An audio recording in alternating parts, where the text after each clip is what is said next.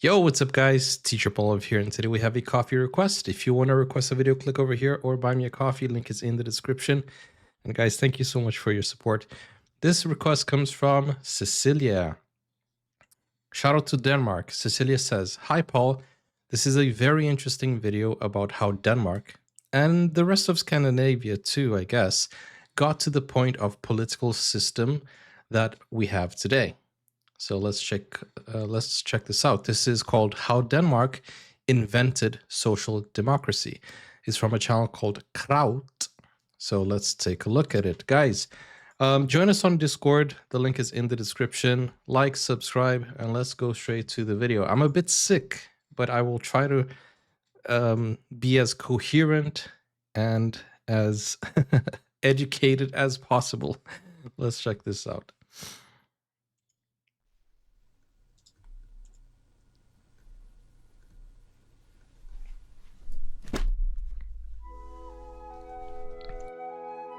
It's a lot of books there.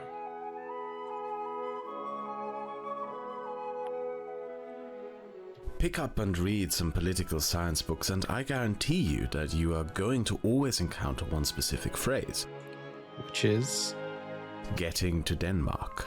Getting to Denmark? Getting to Denmark is a kind of meme in political science and in particular in developmental economics. It exists because of Denmark's consistency in high living standards. For almost an entire century, Denmark has ranked amongst the top 10 countries in the world, usually as number 1 in highest average living standard, lack of poverty, ease of doing business, quality of public services, government accountability and transparency, freedom of the press, quality of life, quality of healthcare, infrastructure development, and it is also consistently the least corrupt country in the world. Developmental economics is a field of economics that... You guys know that I am always impressed when you guys talk about the least corruption. And Denmark is the least corrupted country in the world. Is that true? If so, man, congratulations to Denmark, because that's a struggle we have in my country. Like I think the biggest problem is the corruption. The least corrupt country in the world. Developmental economics is a field of economics that researches and tries to develop policies to improve societies by reforming and restructuring institutions with the intent to improve political, economic, and social structures. As a result of that, when political scientists and economists talk about improving the political and economic conditions of a country, with Denmark being consistently the gold standard in development, they started to say that they were trying to get the country to be more like Denmark. I get it. Getting to Denmark. A sort of meme. On the surface, this seems like a great idea. Wow, so Denmark is the benchmark. That works, so let us just copy what works. Denmark has very strict anti-corruption laws and fiscal transparency regulations, which certainly contribute to Denmark's low ranking on the international corruption scale. But the Philippines also have strict anti-corruption laws and regulations, yet they are one of the most corrupt countries in Asia. Simply copying a law does not bring the result you wish to achieve unless you bring with that law the institutional framework that ensures the law has the desired effect. And it's cultural as well. It's cultural. Because the Danish people trust those institutions, while the institutions of the Philippines are not trusted to function by the Filipinos. Therefore, to understand how we can get to Denmark, we first have to ask how Denmark got to Denmark. Yeah, that's a good question. To get there, we have to ask a question that is barely ever asked. How? And then Denmark replies, we were already here, because we are Denmark. That's a joke. Did democracy come to Denmark? We all have a surface level understanding of how other democracies developed. We know the historic developments that led to English democracy. We also know how French democracy developed. But a mistake often made is the assumption that those two are the only paths to liberty. Some Brits make the mistake of assuming that Anglo-American democracy was the only true path to democracy, and that democracy is Britain's gift to the world, while some French people see French republicanism as the only pure and true Everybody form of will look democracy at their there own is. country, right? Scandinavia is just conveniently ignored in this. You will find an occasional casual mention of Danish parliamentary democracy being established in 1849, but how it came to be is ignored in popular history. Why? Why do you guys think this is ignored and people don't talk as much as they should, since the getting to Denmark is such a common phrase, right? Democracy just appeared out of nowhere, and that seems to be it. But that is not the case. Scandinavia took its own path, separate from Britain, America, and France, unique in its development, which formed the foundation of modern social democracy. And you think it works? Let me know in the comments if you agree it works. The myth of Viking liberty.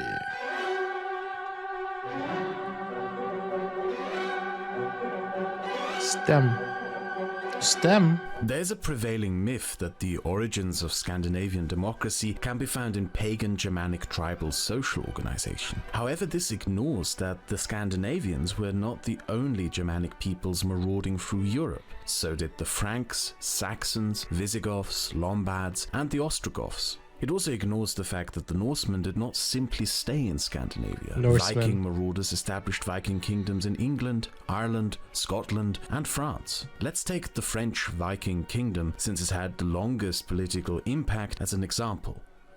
Let me just pause for 1 second, because he said Norsemen, and it reminded me that I released Norsemen episode 1 reaction today. That's getting like 100 views that got 100 views in less than 30 minutes. So thank you guys for the support. And if you want to go check out, it's on the channel. So thank you so much, man. It's a nice series. Crazy, but nice. The Normans, a Viking people who raided France, were granted lands by the Franks in exchange for peace, established the Duchy of Normandy, and developed feudal governing institutions of absolute monarchy. Norman law, by which the early Norman kingdoms were governed, is distinctively Nordic. The legal text may be in French, but includes Nordic loanwords, and refers to Scandinavian customs such as Danish marriage, that being marriage of women to men of lower social standing, the kidnapping of the bride into forced marriages without the approval of her father, or a form of polygamy by which a man could abandon a wife to just move on to the next, a set of distinctively Viking practices. The prime feature of Norman law is its extreme feudalism. All rights are exclusively reserved to the Duke. He is the only one who can grant privileges and rights, and is the sole judge and executioner of justice. The law underlines the importance of family, clearly outlining that inheritance must go down the eldest son. The law excludes women of all rights and places them under a system of patrimonialism. Women cannot marry, they can only be given away by their fathers. Fatherless women have to be given away by their brothers. This Nordic law, in fact, reinforces feudalism. Far from being different or even rebellious against feudalism, as some popular historians falsely claim, the Norse people took feudal law and drove it into an extreme. They even disrupted non-feudal social structures and customs. Before the Normans conquered England, its laws had been a set of Frankish and Saxon customs. When a property owner died, his inheritance was split up evenly amongst all his children. After the Norman conquest, property had to be inherited down the eldest son, or it would go back to the Lord. Before the Normans, judgment of criminals was undertaken by a Lord Justice. After the Norman conquest, feudal lords exerted justice as their exclusive right. The guilty were now expected to pay a fine to the court and thereby to the king. And trial by combat was also introduced. With the Normans also came the notion that all land was property of the king, and that those living upon it were granted the temporary privilege of that land. The romanticized image of an ancient Viking liberty is simply not true. It's a recent trend in popular history to market and present Vikings as romantic explorers and settlers. The Vikings were actually marauders, raiders, slavers, and conquerors who conquered European lands and then became European feudal lords. Okay, let me pause. Yeah, I heard that. Oh, actually, I read that in the comments. Some of you were saying that, you know, the Vikings, they have like a different reputation than they should. Because I actually posted a video where I was like my full beard, and I said Paul the Viking, and somebody was like, do you even know what Vikings were? And you know, it was just a joke that I posted with my shorts. Not a joke, I just had the Viking look. But anyways, it feels like it is romanticized. But Norsemen, they cleverly make fun of themselves, I guess, and it's a very dark comedy, but it's also a little bit educational because I think there was on episode one the trial by combat law that we saw just now. Also converted to Christianity and became feudal lords back at home in Scandinavia. Scandinavia became a decentralized feudal society with a king at its center. The monarch was weak. By the 13th century, his rights had been bound and limited by a charter which the aristocracy had made him sign. But law back in the This day was meant that crazy. the centralized state was too weak to organize standing armies or state institutions and could therefore not fend off the German Holsteins who conquered large parts of southern Denmark. Medieval Scandinavia was not that different from the rest of medieval Europe. Yeah, that's what it said. It feels like winter's coming. Hi, Kari.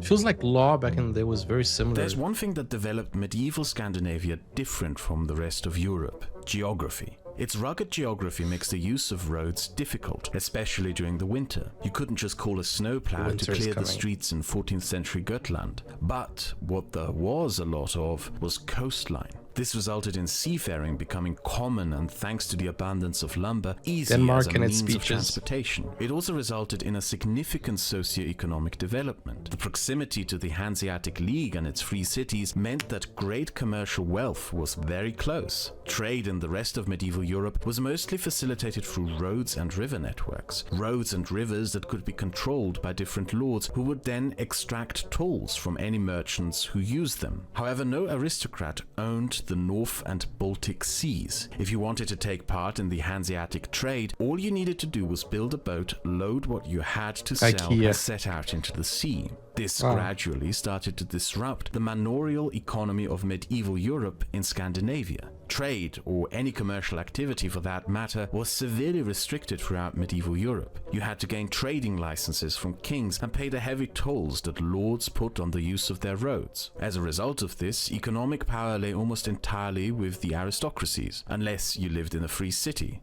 But in Scandinavia, no king and no lord had the means to regulate and tax the sea. Commercial activity therefore began. Yeah, can you imagine if you start trying to tax things that aren't even in your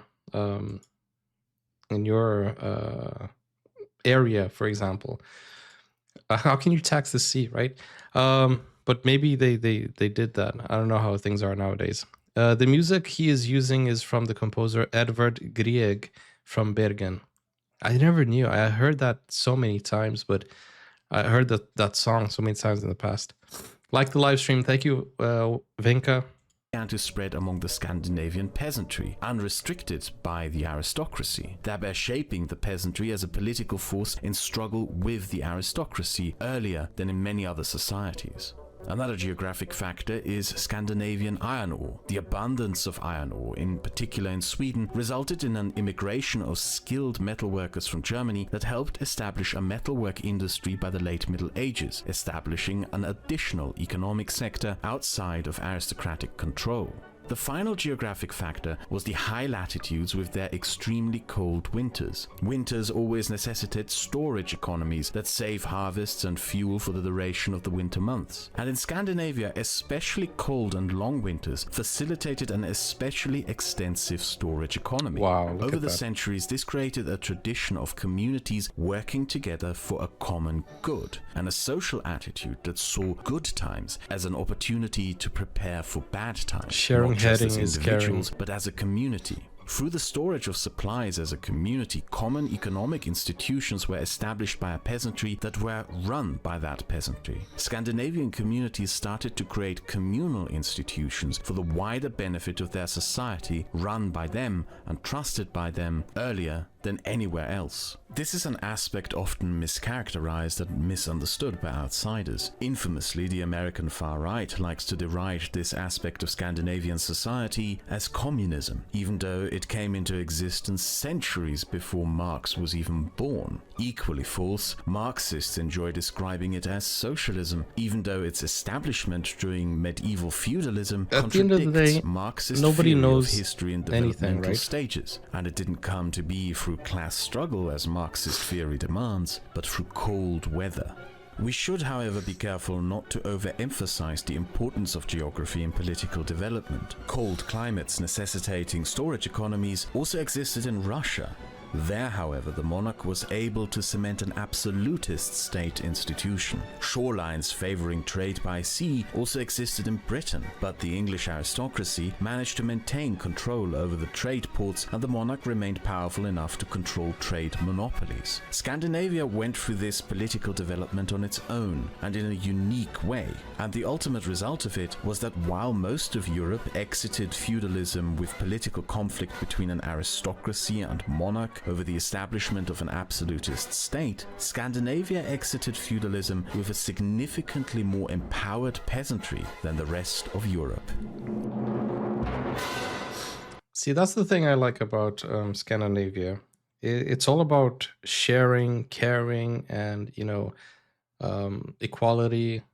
Just like when we saw the salaries, right, the wages, and other countries, it feels like they don't want to share with anyone. It's just very, very egocentric and centered in one part of the country growing and not caring about the rest of the world or the rest of the country, actually.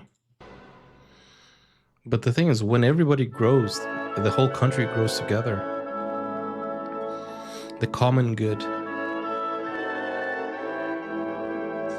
Good for all, One of the good for most me. significant events that led to the establishment of a social commitment to a common public good in Scandinavia was the Protestant Reformation. The Reformation almost coincided with the breakup of the Kalmar Union, a union kingdom that had united all of Scandinavia. Out of its collapse, Denmark emerged with Iceland and Norway under its rule, but also with a crisis of governance and monarchy. During the Middle Ages, the Riksrat, a council of aristocrats and bishops, had gained significant power from the king. At the beginning of the Protestant Reformation, a crisis in succession to the throne led to the Riksrat postponing the election of a new king and governing the country. The aristocracy was in theory meant to represent the general public, but in most cases the aristocracy used the parliamentary assemblies to gain power at the expense of the king to then take advantage of the peasantry. As Lutheranism spread among the peasantry and lower nobility, it set them up against the aristocracy and the Catholic bishops. Civil war broke out, and using the support of a Protestant peasantry and lower nobility, Christian III seized the Danish throne in 1536. Christian was a very zealous Protestant who established a national Lutheran church and furthered Lutheranism throughout Denmark. And Lutheran theology, combined with the already more empowered Danish peasantry, manifested a substantial change in Danish society. A core principle of Lutheranism is that everyone should be able to read, understand, and interpret the Bible. That faith must be made available and accessible to all for themselves, through themselves, and to not be dictated to them by a religious authority. In Denmark, this resulted in Lutheran priests increasingly teaching the peasantry how to read and write. Literacy exploded among the Danish peasantry. Denmark was probably the first fully literate society of Europe. To further this, the Danish Lutheran Church built public schools in every village across Denmark to teach everyone how to read and write, and by the end of the 1500s, this system of schools had developed into a full-fledged public schooling system. 3 centuries later, Denmark would be in fact the first country to introduce a compulsory public schooling system in 1813. Goodness. So Denmark was very, and still is very education savvy, right? Like really, really focused on education. Now, let me know your thoughts. Do you think this was a good thing that the Lutheran Church did, or Lutheranism did, or do you think it was not? I mean, I guess there is the pros and cons, right? But with that, literacy came, and education and mandatory education came. So it's interesting how things worked out. earlier than others through literacy, developed its peasantry into a well-organized and educated social class. A social class that had a vested interest in a common good of society, mobilized through the religious doctrines of Lutheranism and supported through economic structures established long before. And that social class started to act more assertively and demand more political powers by the late 1600s and early 1700s. The Danish monarchs still tried to build an absolutist state with power centralized in the monarch, just as every European monarch did. And just as in the rest of Europe, they mainly had to contend with the Danish aristocracy. Unlike in England, there was no permanent binding legal charter like the Magna Carta. Instead, each new Danish king had to sign a new charter called the Handfæsting, and struggled with the Danish aristocracy over which powers, rights and privileges to grant and seize. After losing a war against Sweden in 1660, the monarch used the resulting crisis to abolish the aristocratic parliamentary assembly and formally established an absolutist state. This absolutist state, however, continued to remain in conflict with the political and economic ambitions of the Danish aristocracy. As a result, starting in the 1700s, something unique happened. The Danish kings started using the power of the absolute Danish state to increase the privileges and rights of the peasantry. The kings increasingly abolished the last vestiges of serfdom. They abolished the aristocratic right to use corporal punishment against tenants. Peasants were granted the right to privately own and inherit land, and the remaining restrictions on commercial activity in favor of aristocrats were lifted from the peasantry. Why did the Danish kings do this in pursuit of an absolutist state? Because the increasing enfranchisement of the peasantry came at the expense of the aristocracy, who were the main political obstacle to the king. This political development in social classes is very unique to Scandinavia. In England, the aristocracy and the monarch found a compromise that empowered the aristocracy as protectors of the monarchy in exchange for rights and privileges. In Prussia, the monarch recruited the aristocracy as officers in the building of a professional army and its bureaucracy to rule the state as a militaristic dictatorship. In France, the king struggled with the aristocracy to subdue them into the creation of an absolutist state at the expense of everyone else. In Russia, the king subdued the aristocracy and recruited them in an alliance to exploit the peasantry in an almost perfect absolutism. In Poland, the aristocracy formed a powerful political bloc that undermined the power of the king and state, so they could exploit the peasantry on their own. In contrast to all of these European political developments, what makes the Danish and Scandinavian political developments so unique is that the king empowered the peasantry and recruited them as allies to undermine the political ambitions of the aristocracy. And I guess that's the main secret. If you have the people by your side, right, then you can create a very strong alliance, because the people are the people, right? the whole population. If you have the population against you, then you're done. Empowered peasantry had a deciding impact on Denmark throughout the 1700s and 1800s. It is, for example, a reason why Denmark never extensively took part in European imperialism. The small Danish colonies in the Caribbean, India and West Africa were run by the Danish East India Company and were basically aristocratic monopoly ventures granted by the king or run by the king. They never enjoyed much public support. The evolving Danish citizenry saw the pursuit of wealth through conquest abroad as a waste, when efforts could be made instead to build prosperity at home. What finally brought democracy that makes to Denmark, much more sense. Was not an internal development, but outside events that acted as a catalyst for internal political developments. During the Napoleonic Wars, Denmark sided with Napoleon and lost, which resulted in Denmark losing control of Norway to Sweden.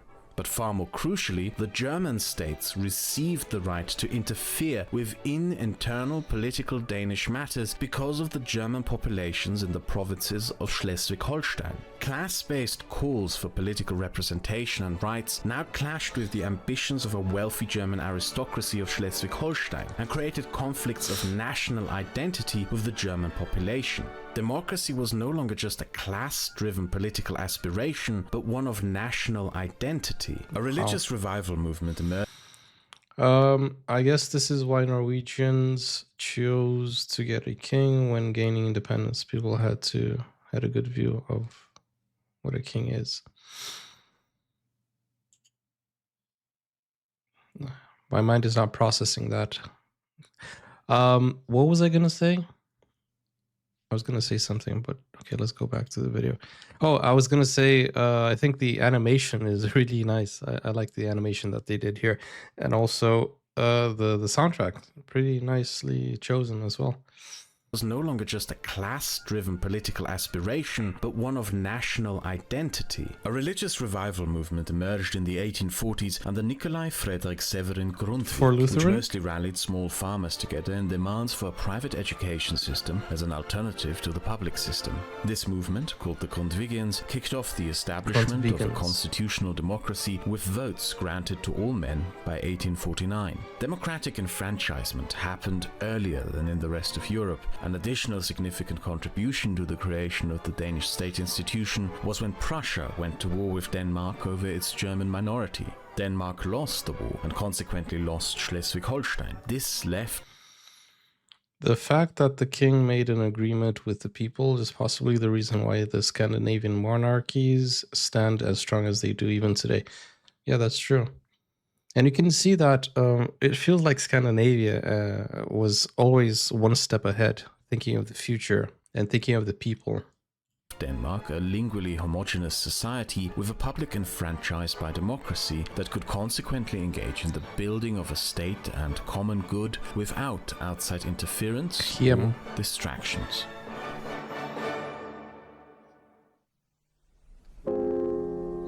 The foundations of the Scandinavian welfare state.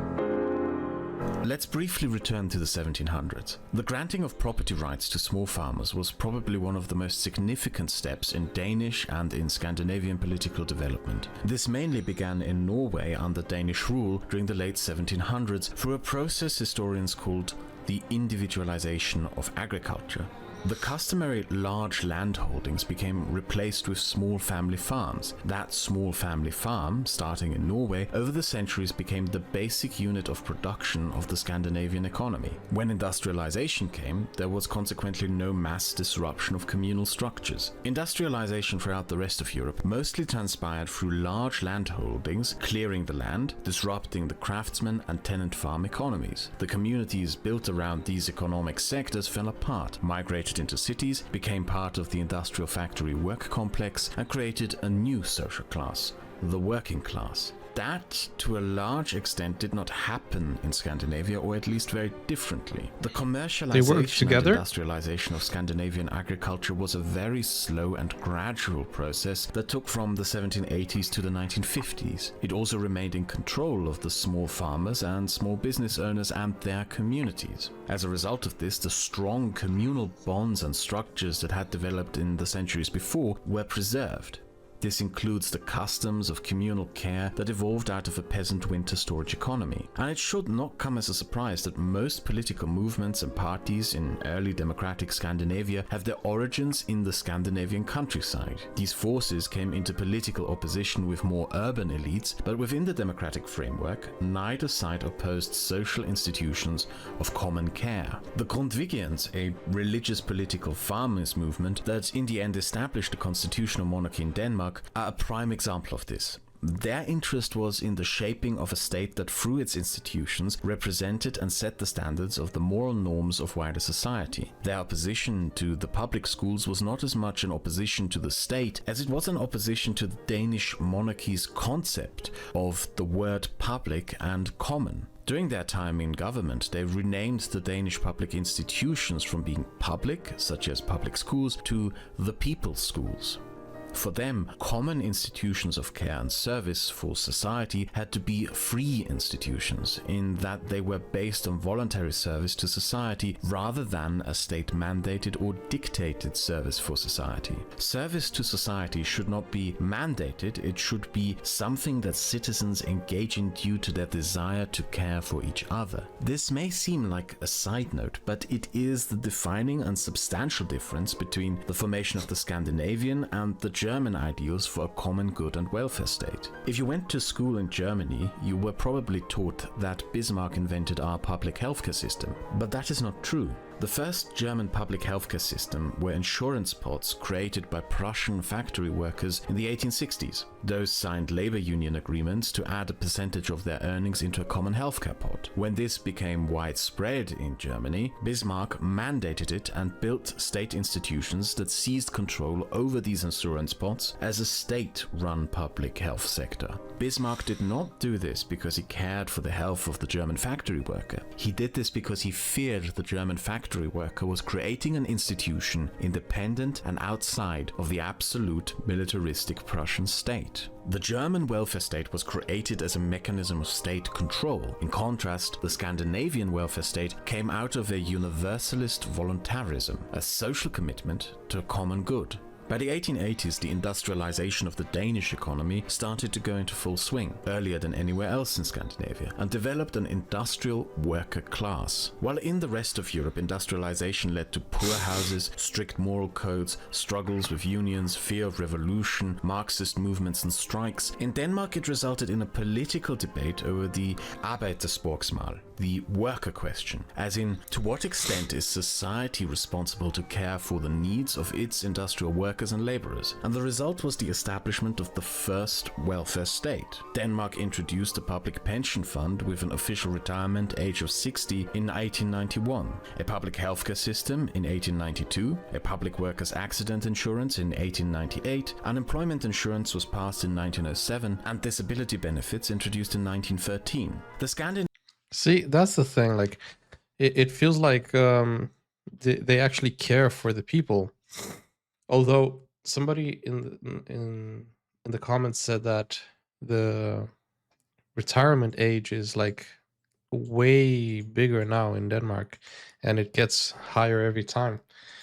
In Norway, we even have our own word for voluntary work for the good of society called dugnad. Dugnad. Okay, I understand they're giving back to society, but it doesn't necessarily mean that it's voluntary work, right?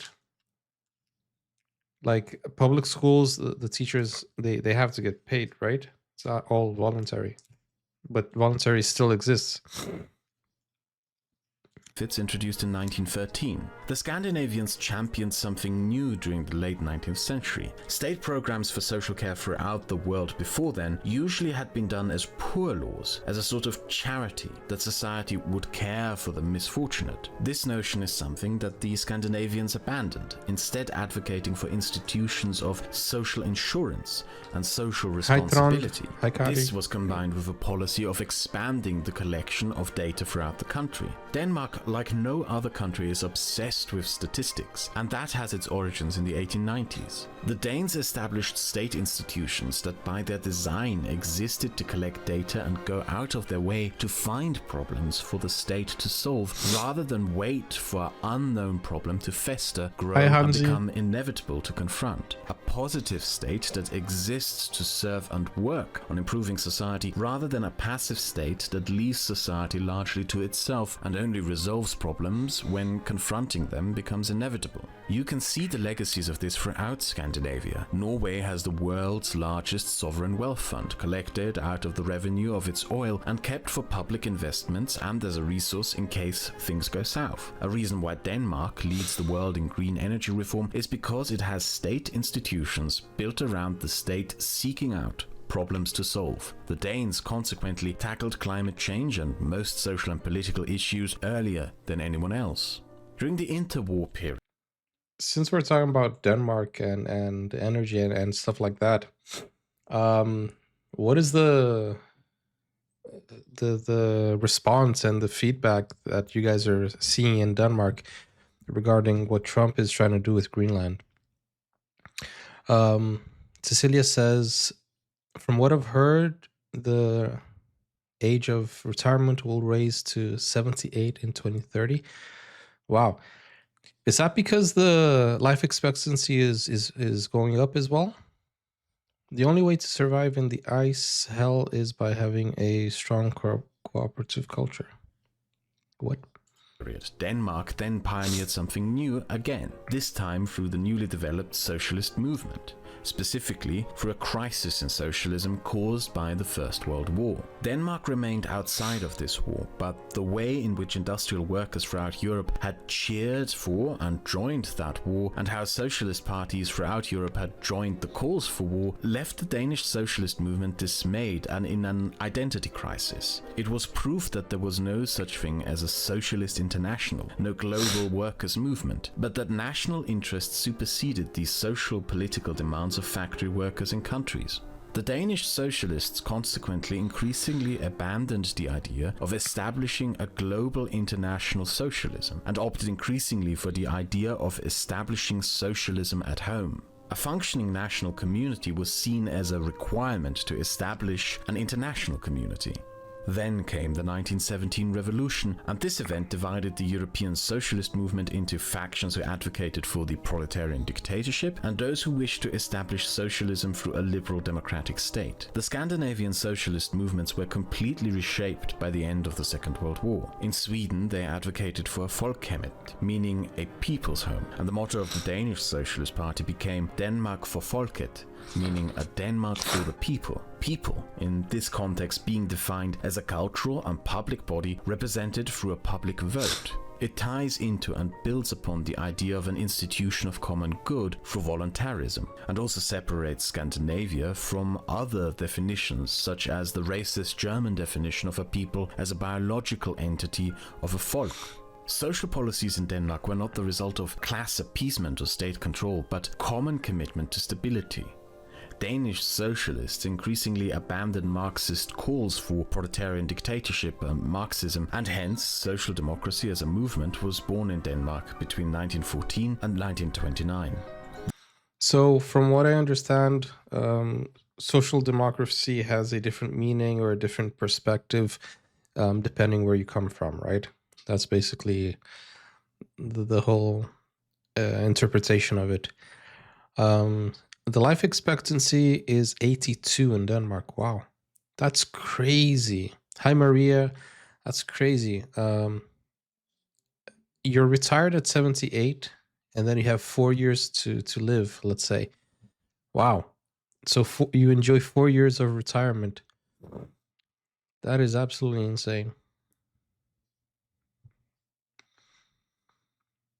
The Danish resistance leader against Nazi occupation, Hal Koch, probably described best what made Scandinavian democracy so unique. He stressed the difference between a protective democracy, which has certain rights and laws enshrined as unviolatable under any circumstances, like the United States with its constitutional amendments, and a developmental democracy, which is a democracy that evolves with time to adapt to new cultural, economic, and social realities. Denmark, and all Scandinavian states for that matter, are developmental democracies that adapt to new cultural and economic developments for a common good. That is something that in many ways separates Scandinavian democracy from other forms of democracy, and it is how Denmark got to Denmark. Nice. So even the word democracy There's a note on different. which I want to end this video. This entire development that I described here In is different what many countries. historians consider the founding structures of a political movement called social democracy, and Denmark to be the birthplace of social democracy. And that contradicts what a lot of people believe and have heard, because the German social democrats always claimed that they invented social democracy. Well, they're actually kind of lying both to you and themselves. The German SPD used to be called the Socialist Party. It came to be as a Marxist socialist movement in industrial Prussia. It advocated for the overthrow of capitalism and the establishment of socialism. So when did the German Socialist Party become the Social Democratic Party? Well, during the Nazi regime, a lot of German and Austrian socialists went to exile in Scandinavia. This includes Willy Brandt, who even married a Norwegian, and the Austrian Bruno Kreisky. It was during this exile in Sweden from 1933 to 1945 where the German Democratic Left was born. At the end of the Second World War, the German Socialist Party kept losing elections advocating for socialism. Then Brandt became the leader of the German party and Bruno Kreisky became the leader of the Austrian party. They changed their parties into adopting a more Scandinavian political outlook and social principle, embracing democracy and abandoning Marxism and socialism, renaming themselves as Social Democratic, emphasizing the democratic part, and were consequently elected chancellors of both their respective countries. They then established social democracy so well that German Social Democrats get away with claiming that they invented it. After the collapse of the Franco regime, Willy Brandt, who worked as a socialist activist in Barcelona during the Spanish Civil War, helped Felipe González reshape the Spanish Socialist Party into a social democratic party. In many ways, this Danish idea has conquered much of the European democratic left, from Germany to Spain, Oh, it's 68 Austria, years. to Italy. It also failed in some places. Neil Kinnock tried to turn the British Labour Party into a social democratic party and failed at the process. But there is still a good reason why I want to end this video on that note. My videos often describe century-long political developments resulting in our modern institutions. And many in my audience get the impression from these videos that this means we are prisoners of history, that it is close to impossible to effectively change and reform a social or state institution established throughout many centuries. And that is not the case. I believe that this example, more than anything else, proves that point. You can get to Denmark. The question only is, should you? In the next video, we will discuss the origin. Okay, guys, if you want to go check out the next video or the channel, it's called Kraut, Kraut. The link is in the description. And okay, so just correcting one of the things, it's not 78 years for retirement, it's 68. Is it 68? Because your wording was by 2030 it will become 78. Not that it is 78 now. But in Norway, we already have 67. Wow. But if the life expectancy is 82, you know, and if it's growing, then it's still not fair. Even then. We currently, okay, so it's 66, and by 2030 it's going to be 68. Yeah. Basically, it's growing by the year or by the decade. I don't know. So yeah, how Denmark invented social democracy. It's a very interesting outlook of how Denmark and Scandinavia itself was always ahead of the game, always sharing, caring, and thinking about the people. And that's definitely what will make a country big in the long run. I mean, you can go the route of trying to steal from the people and try to drive the economy like other corrupt countries are doing, namely my country. But at the end of the day, you can see a boost in economy, but it will quickly crumble, as we saw with my country. There was a point where we were really, really strong, and our currency was 1 to the dollar. So we were, you know, really, really neck and neck, or actually equal to the dollar. But you know, it's something that we need to think about the people in the long run. And I think what Denmark is doing, what Scandinavia is doing, caring for the you know, the people who actually need it, and making it more equal for everybody to benefit from it. I think that's the best way to go, because there are so many people that have so much money and they don't need that much money, while there are so many people who have nothing and they do need it. So it would be nice to see a more, and by the way, if people are getting free education and they are getting they're getting prosper, they're getting a good um, income, then the economy will grow. Because if you raise the minimum, it's about the weakest link, right? If your weakest link is actually very strong in comparison to the rest of the world, then I guess your country is going to be absolutely thriving.